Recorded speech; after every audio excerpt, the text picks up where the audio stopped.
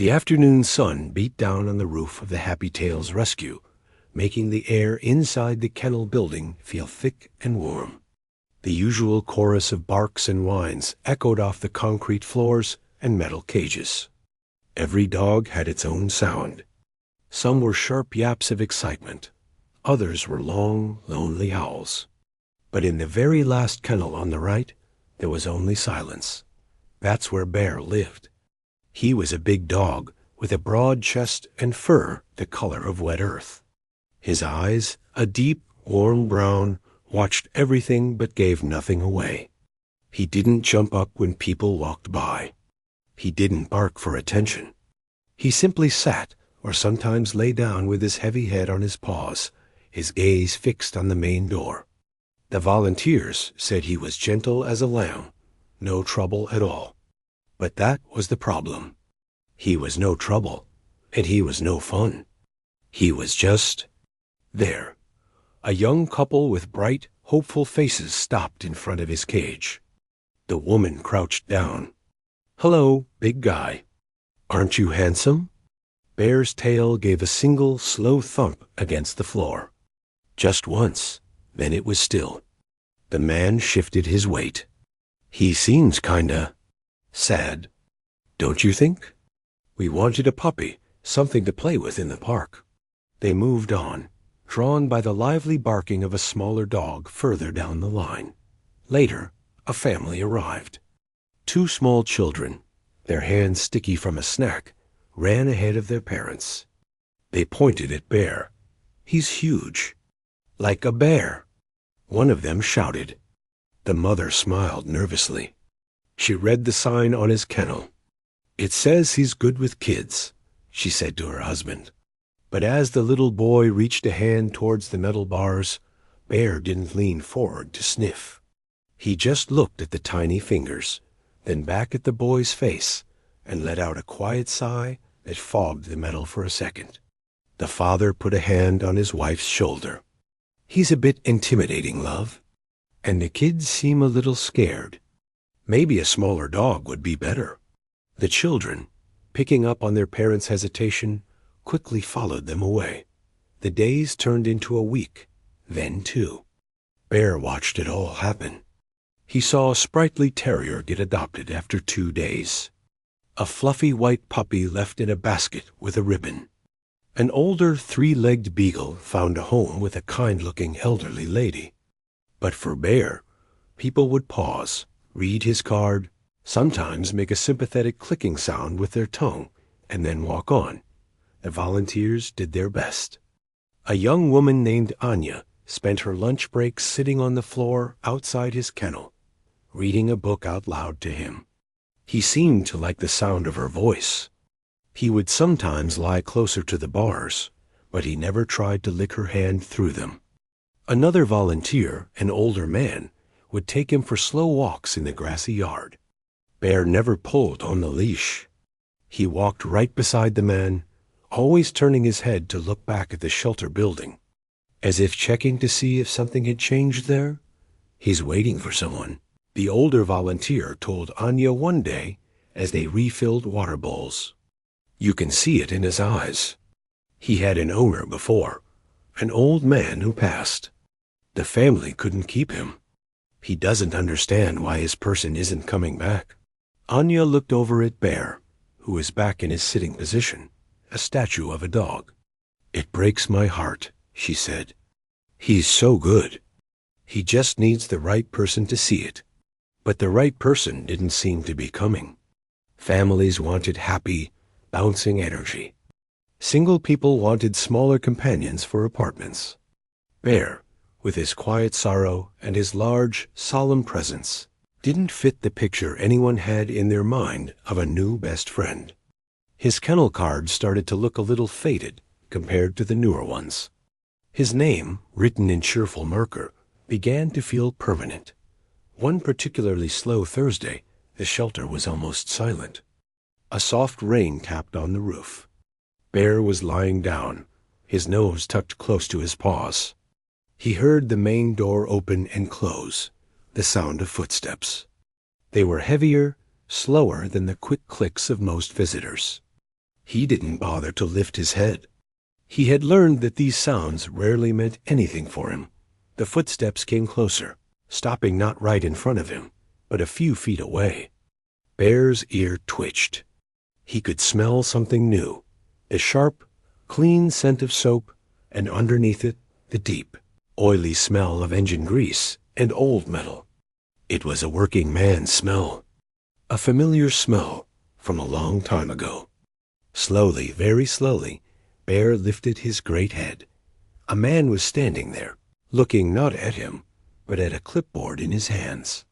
He was dressed in simple, long blue jeans and a gray t-shirt.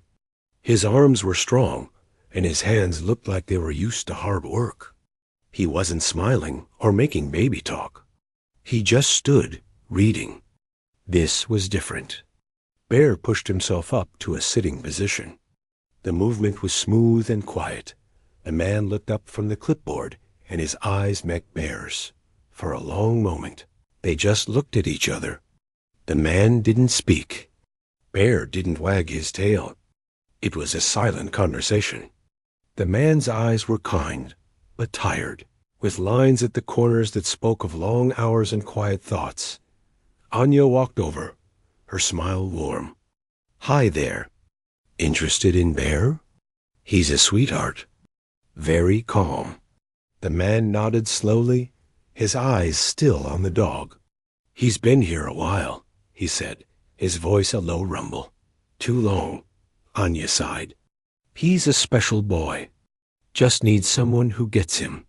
The man took a step closer to the kennel door. Bear didn't move back. He watched, his head tilted just a fraction. The man crouched down, now at eye level. He wasn't trying to stick his fingers in. He was just looking. And that's when he saw it. Bear's shelter tag, a bright blue plastic square, was hooked to his collar. But behind it, partly hidden by his thick fur, was another tag. This one wasn't plastic. It was metal, old and tarnished, a dull gray against the black of his collar. The man squinted. He could see letters stamped into the metal. It looked official. It didn't look like a normal pet's name tag. "What's that other tag?" he asked, his voice quiet. Anya leaned in. "Oh, that? He came in with that. We never took it off. It's from his previous life, I guess. We just attached our own to the front." The man stayed crouched. He didn't reach out to touch, but he looked at that old metal tag like it was the most important thing in the room. Bear, sensing the shift in the man's focus, gave a soft, almost inaudible huff of air through his nose. It wasn't a sound he made for just anyone. The man stood up, his knees cracking. He looked from the dog to the volunteer. Can I take him for a walk?" he asked. "I'd like to see that tag a little better." The rain had softened to a fine mist by the time the shelter volunteer, a young woman with gentle hands, clipped the leash to Bear's collar. The big dog stood patiently, allowing it. He followed the man out of the building without pulling, his paws making soft. Wet sounds on the paved path that led to the small walking yard. The yard was just a fenced-in square of patchy grass and a few tired-looking trees. It was empty. The man walked over to a simple wooden bench under the shelter of a large oak tree. He sat down, not on the dry part, but on the edge where the mist could still touch him. Bear stood beside him, then, after a moment of simply looking at the man's face, settled down on the damp grass at his feet. He didn't lie down, but sat upright, close enough that his shoulder brushed the man's leg. For a few minutes, they just sat there in the quiet. The only sounds were the drip of water from the leaves and the distant hum of traffic. The man didn't try to pet Bear right away. He just let his hand rest on his own knee, near the dog's head. He was a mechanic, and his name was Arjun.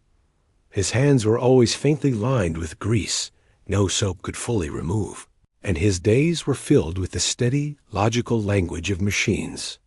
This quiet, this living silence next to him felt different, all right. "Let's have a proper look then, Bear," Arjun said, his voice low and calm. He leaned forward slowly, giving the dog plenty of time to see what he was doing. Bear watched him but didn't flinch. Arjun's fingers, thick and careful, found the bright blue plastic shelter tag. He lifted it gently, and there it was, underneath. The metal tag was heavier than it looked, a rectangle of dull brushed steel. It was worn at the edges, like it had been rubbed for years. The stamped letters were clear but showed age. **SGT MC Miller USNC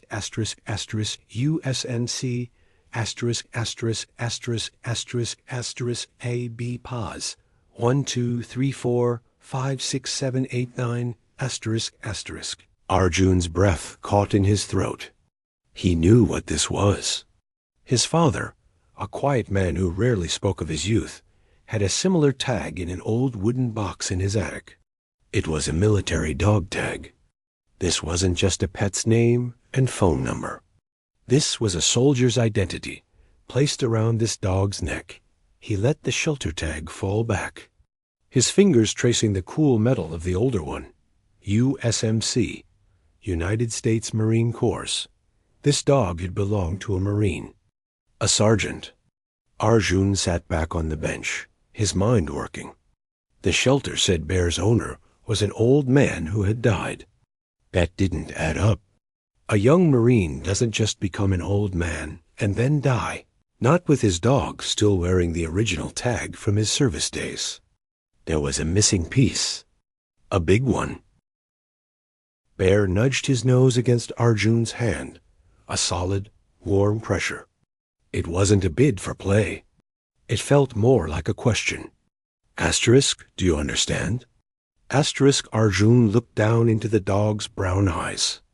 There was no sadness in them now, just a deep, focused attention. This dog wasn't just lazy or depressed. He was waiting. He had been trained, Arjun realized. The perfect stillness, the way he watched doors, the way he sat so alertly, even now. This was a dog with a purpose, and that purpose was gone.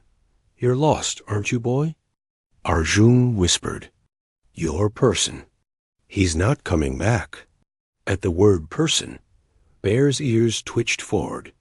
He let out a small sigh, a puff of air that seemed to hold the weight of all those months in the kennel. In that moment, Arjun didn't see a failed adoption. He saw a story that had been abandoned, a loyal creature who had loved someone who served. His own heart, which had felt lonely in his quiet house since his brother moved away for a new job, gave a sudden hard ache. This was a different kind of loneliness. This was the loneliness of a broken promise. He made his decision right then. It wasn't a dramatic, sweeping feeling.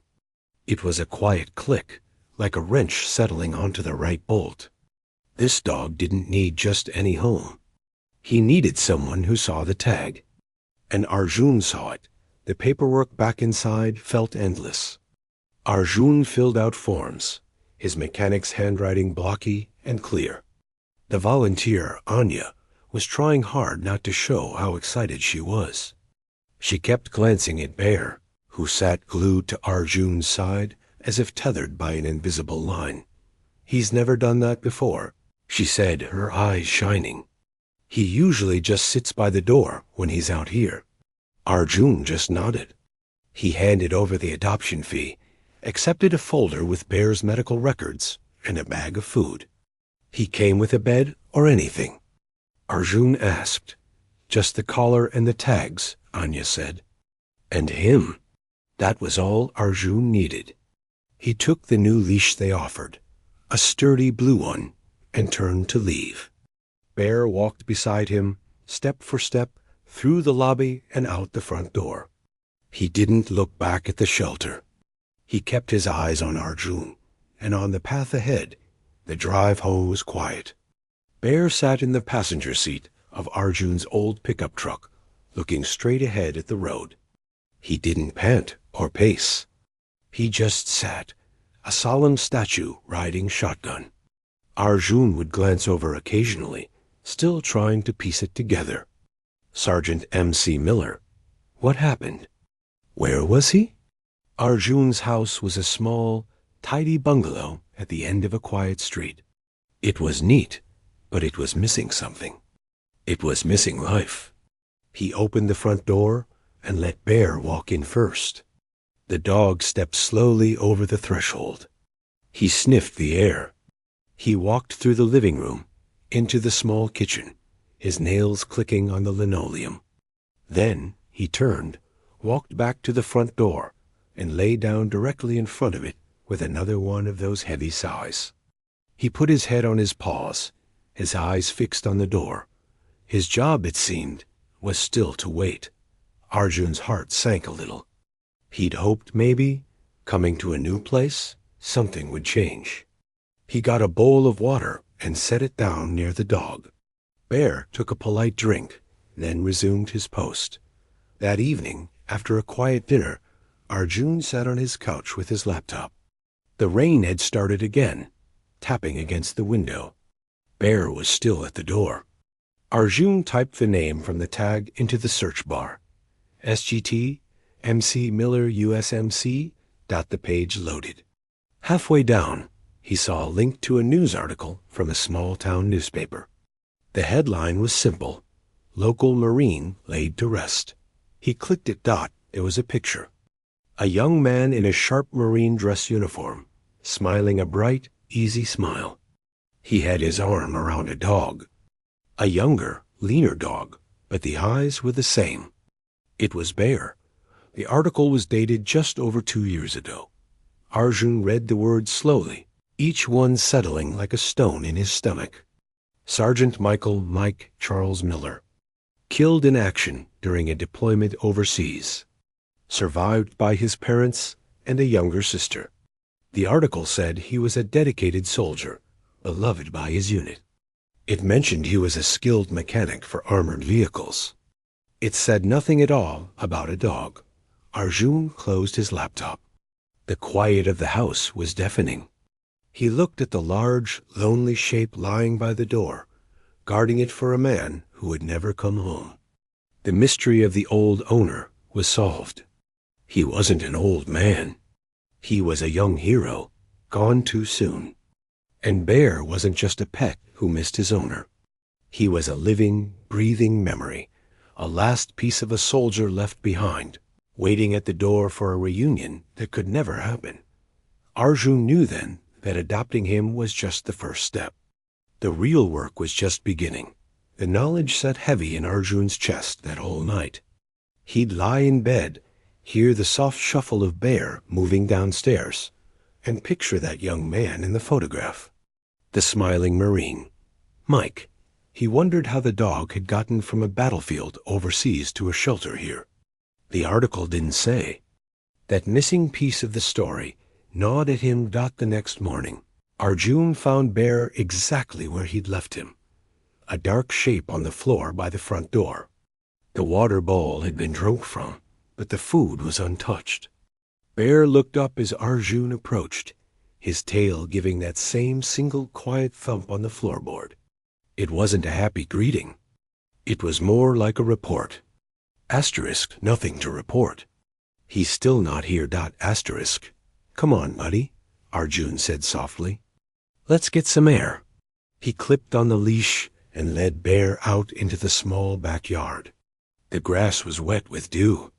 Bear walked politely, but his attention wasn't on the yard.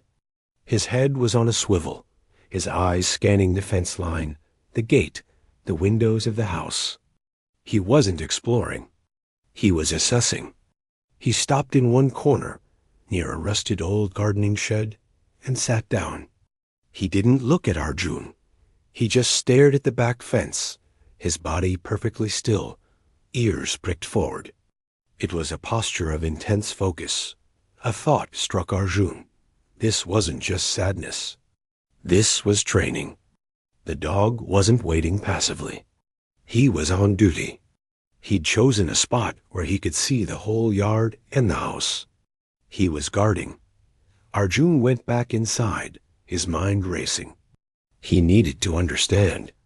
He sat at his kitchen table with his laptop again, the morning light weak through the window. This time, he didn't just search for the name. He searched for the unit, for any mention of a dog. It was like finding a needle in a haystack. He scrolled through forums, old news blurbs, social media pages for veterans groups. Then, in a forgotten corner of a video sharing site, he found it. The video quality was poor, shaky. It was titled, "Miller's Mascot, Somewhere Hot." The thumbnail was blurry, but Arjun felt a jolt. He clicked play. The video showed a dusty, sun-baked outpost. A group of young men in fatigues were laughing, trying to teach a dog to sit. The dog was Bear, younger, thinner, his coat dusty. He was focused intently on one soldier. The man turned to the camera, grinning. It was him, Sergeant Mike Miller. He had a smudge of grease on his cheek, just like Arjun might get at the garage. "This is Bear," Mike said to the camera, his voice cheerful and tired. "Best mechanic's assistant in the whole dang country. Found him skinny as a rail. Wouldn't leave my side. Guess I'm stuck with him." The man in the video rubbed Bear's head fondly. Then he gave a command, but it wasn't in English. It sounded rough, foreign. Bear immediately dropped to a down position, his head up, alert. "Good. Asterisk, come aboard." "Asterisk," Mike said. Bear instantly shifted, turning his body to look behind Mike, his gaze scanning the distance. The soldiers watching cheered. The video ended. Arjun sat back, his throat tight. The pieces were crashing together. Bear wasn't officially a military working dog. He was a stray, a companion Mike had adopted over there. A piece of home in a hard place. The commands were in another language, probably Pashto or something similar. Arjun looked out the window. Bear was still at his post in the corner of the yard, a statue. He was doing it right now. He was watching his six. "Come aboard. Watch my back." A slow spark of understanding began to glow in Arjun's mind. He couldn't replace Mike.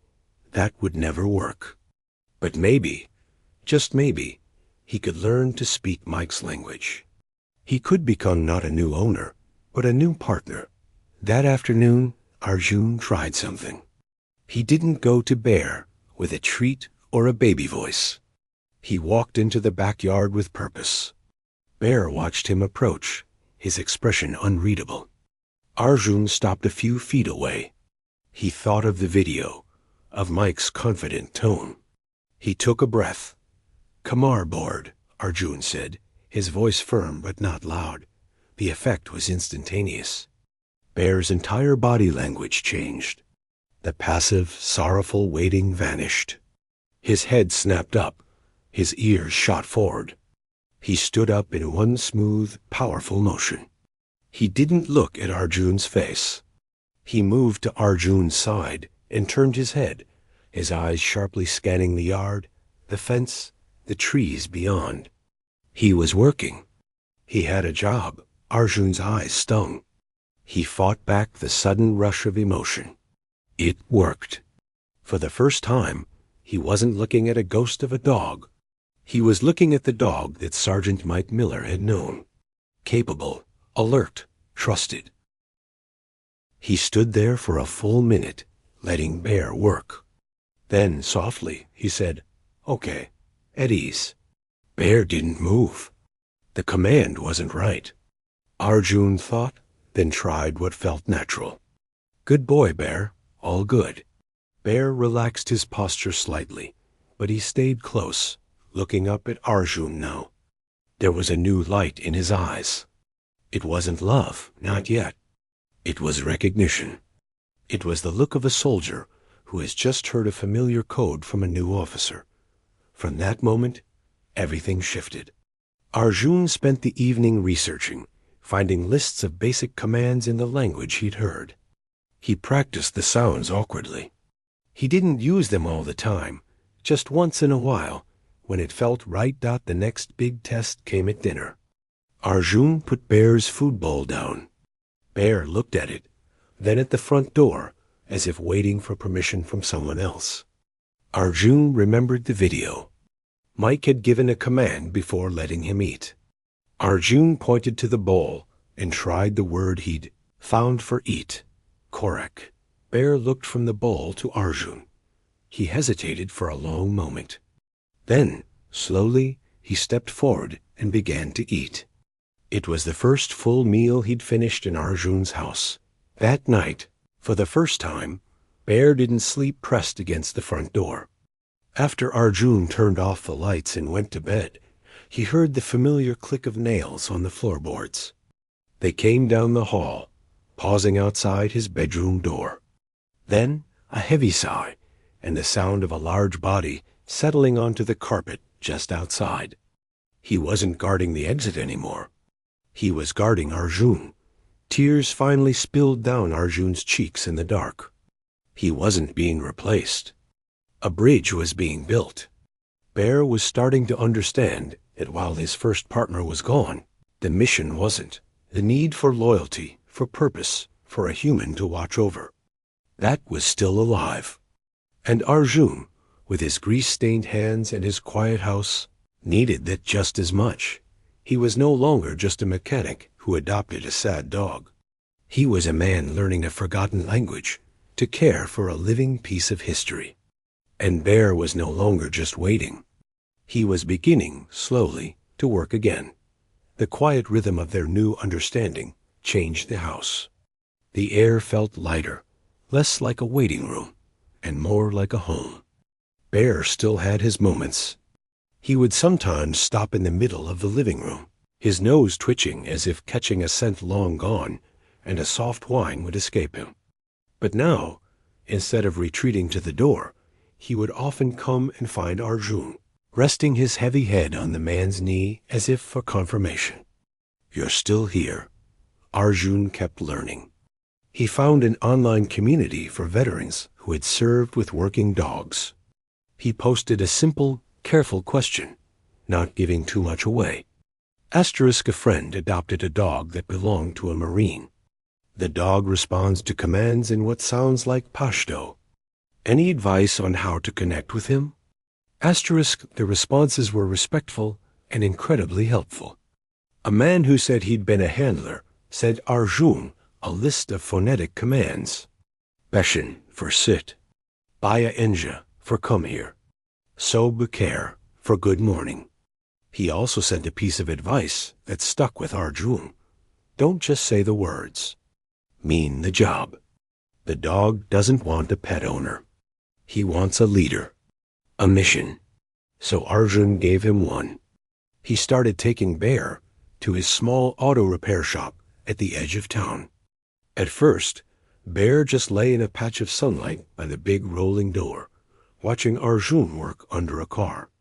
But Arjun began to include him. "Bear, Kamar Borg," he'd say, while fetching a tool from his toolbox. Bear would get up, position himself between Arjun and the open garage door, and stand watch. It was practical. It kept customers from startling Arjun, but it was so much more. It was purpose. One afternoon, an older man, a regular customer named Mr. Peterson, came in to pick up his truck. He froze in the doorway, staring at Bear. Bear, in his watch position, looked back, alert but not aggressive. "That's a fine-looking dog," Mr. Peterson said slowly. "Looks like he's on duty." "He is," Arjun said, wiping his hands on a rag. "Best assistant I've ever had." Mr. Peterson, a Vietnam veteran with a baseball cap that had a faded eagle on it, nodded slowly. He didn't approach Bear, but he gave him a small, knowing nod, the kind soldiers give each other. Bear's tail gave one of its single, solid thumps on the concrete floor. Recognition. A few weeks later, a flyer appeared at the local community center and the library. It was for a Veterans Day picnic at the state park. It was organized by a local support group. The flyer said, "All welcome, veterans, families, supporters." At the bottom, it said, "Well-behaved pets on leashes are welcome." Arjun looked at the flyer on his fridge, held by a magnet shaped like a wrench. He looked at Bear, who was lying by the couch, his eyes half closed. He thought of the video, of the young men laughing around Mike and Bear. He thought of the loneliness that must have been in those dusty days, and the comfort a dog must have brought. Maybe, he thought, Bear could offer a little of that comfort to others who might need it now. "What do you think, buddy?" Arjun asked. "Want to go to a picnic?" Bear opened one eye. The day of the picnic was crisp and clear, the autumn sun golden through the turning leaves. The park was full of people. There were families at grills, kids playing catch, and clusters of men and women of all ages talking and laughing. You could spot the veterans.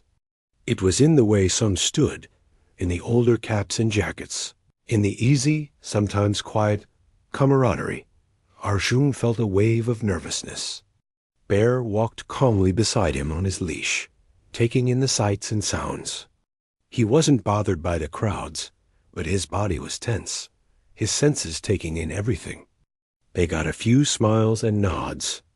A little girl asked if she could pet him, and Arjun had her offer her hand first. Bear sniffed it politely and allowed a pat on the head before turning his attention back to the crowd. They found a quieter spot, near a giant oak tree. Arjun spread out a blanket. He was about to sit down when he saw an older man across the way, sitting alone on a bench. The man was staring right at Bear. Not a casual glance, but a long, fixed stare. His mouth was slightly open. He had close-cropped gray hair and wore a simple jacket. The man stood up. He began walking towards them, his steps slow but deliberate. Bear saw him coming. He didn't growl. He sat down squarely next to Arjun, his body shifting subtly into a protective stance. The man stopped a few feet away. His eyes were bright, glistening. He looked from Bear to Arjun and back to Bear. I don't believe it," the man said, his voice gravelly with emotion. "That's Bear, Miller's Bear." The world seemed to slow down. The sounds of the picnic faded into a hum. Arjun's heart hammered against his ribs. "You knew him?" he asked, his own voice thick. "Knew him?" the man said, a broken laugh escaping him. He crouched down slowly, holding out a trembling hand towards Bear. "Is that you, boy? After all this time?" Bear's nose twitched violently. He leaned forward, sniffing the man's hand, then his sleeve, then his face. And then a sound came from Bear that Arjun had never heard before. It was a high, soft whimper, mixed with a low, joyful rumble. His whole body began to wag, not just his tail. He pushed his head into the man's chest, and the man wrapped his arms around the dog's neck, burying his face in the thick fur. His shoulders shook. Arjun stood there, his eyes burning. He didn't say a word. After a long moment, the man drew back, wiping his eyes roughly with the back of his hand. He looked up at Arjun. "I'm sorry. I'm Eli. I served with Mike. We were in the same unit. I was there when he found this guy." He scratched Bear's favorite spot behind the ear, and Bear leaned into it with a sigh of pure contentment. "What happened?" Arjun asked softly. After Mike was gone? How did Bear get here?" Eli sat on the edge of the blanket, and Bear lay down between the two men, his head on Eli's leg, his eyes glued to his old friend's face. The story came out in pieces, gentle and sad. Mike had made arrangements. He'd told his buddies that if anything ever happened, Bear had to get home. He wasn't official military property. He was Mike's personal responsibility. It took months of paperwork and the help of a charity that brought adopted wartime animals home. Bear made it to Mike's parents, but they were older, heartbroken, and bare. Bear was a living reminder of the son they'd lost. He was depressed, waiting at their door, too. They loved him, but they knew he was dying slowly in a quiet suburban house. They made the agonizing choice to surrender him to a good shelter, hoping a new family with no memories could give him a fresh start. He didn't want a fresh start, Eli said, his hand resting on Bear's side. He wanted his job back. Mike used to say that Dog wasn't a pet. He was his battle buddy. His only wish was that Bear would find someone else to watch over. Eli looked straight at Arjun, his gaze clear and strong. "You're the one, aren't you? You're the one who finally read the tag." Arjun could only nod.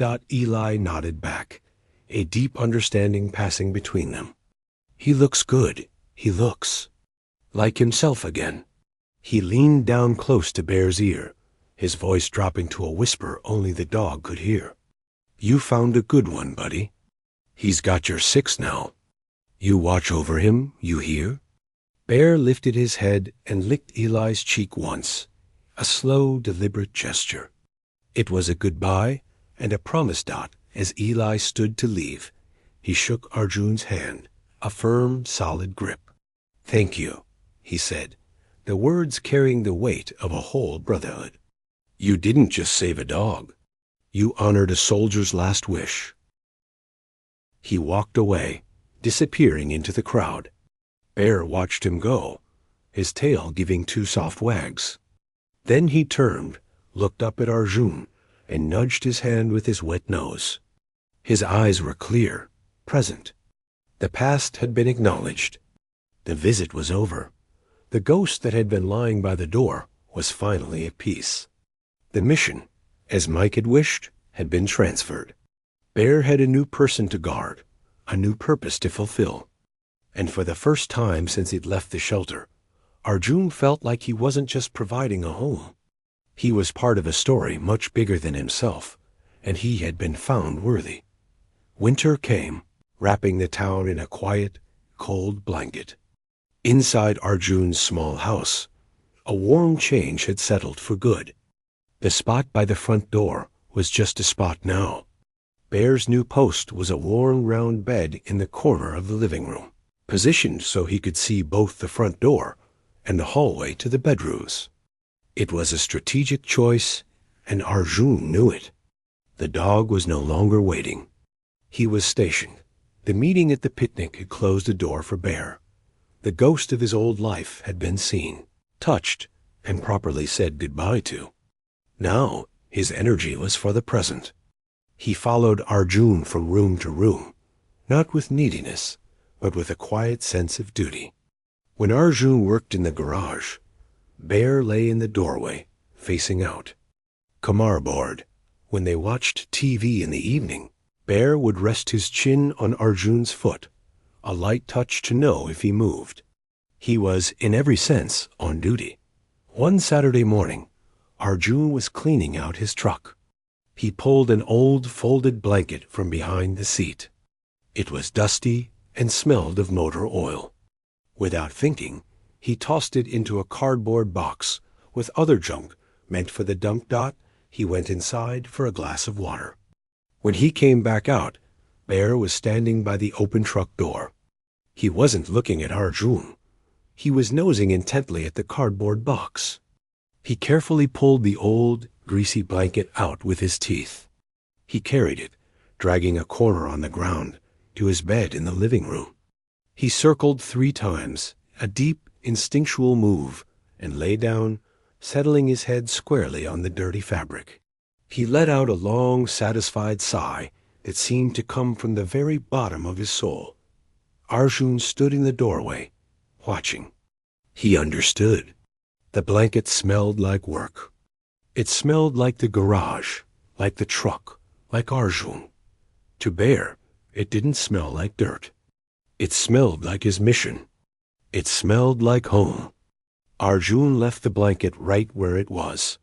A few weeks later, a letter came in the mail. It was from the Veterans Support Group that had run the picnic. They were starting a new, informal program. They wanted to bring calm, friendly animals to the local VA hospital to sit with veterans who were feeling isolated or struggling. The letter asked if Arjun and Bear might be interested in visiting. Arjun read the letter aloud to Bear, who was lying on his blanket bed. At the sound of Arjun's voice, Bear's tail began a slow, steady sweep on the floor. "Beshin," Arjun said, practicing one of his words. Bear sat up promptly. "Baya Inja." Bear came to him, sitting right at his feet, looking up. "You want to go do your job for some other folks who might need it?" Arjun asked softly. Bear nudged his hand. The following Tuesday, they drove to the low, brick VA hospital. Arjun was nervous. This was different from the shop or the park. He clipped on Bear's leash, and they walked through the automatic doors into a bright, clean hallway that smelled of antiseptic and coffee. They were met by a friendly coordinator and taken to a common room. There were a few men and women there, some in chairs, some playing cards, some just looking out the window. The room went quiet for a second when Bear walked in. He was a big presence. An older man in a wheelchair, his face lined and tired, looked over. "That's a big one," he said, his voice rough. "His name is Bear," Arjun said, stopping a respectful distance away. Can he come here?" the man asked, his eyes unsure. Arjun gave Bear's leash a little slack. "Go say hello, buddy." Bear didn't bound over. He walked slowly, with a calm dignity. He approached the man's wheelchair and stopped. He didn't jump up. He simply sat down, his head level with the man's lap. He offered his head to be petted.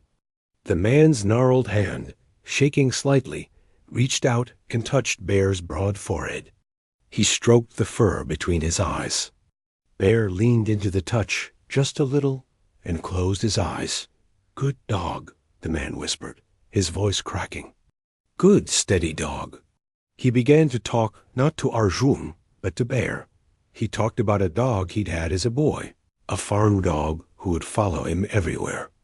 Bear listened, his eyes soft, his weight settled peacefully on the floor. That was how it went. Bear seemed to know. He would move to someone who was sitting alone. He wouldn't demand anything. He would just be there, solid and warm. A woman who hadn't spoken all morning smiled when Bear rested his head on the arm of her chair.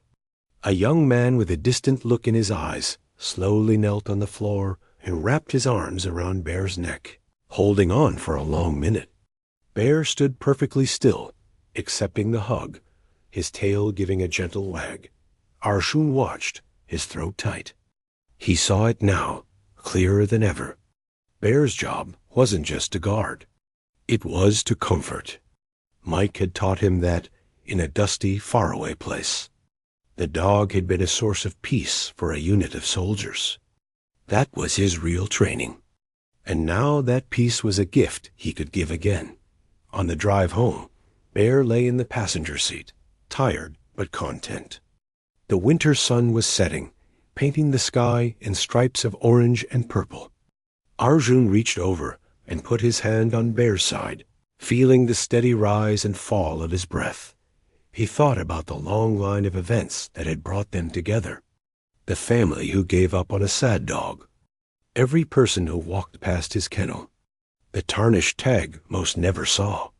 His own lonely trip to drop off towels. It felt less like chance now, and more like a series of small, deliberate turns that led them to this road, heading home together. That night, as a cold wind rattled the windows, Arjun sat on the couch. Bear was on his blanket, chewing calmly on a toy. The house was no longer quiet in an empty way.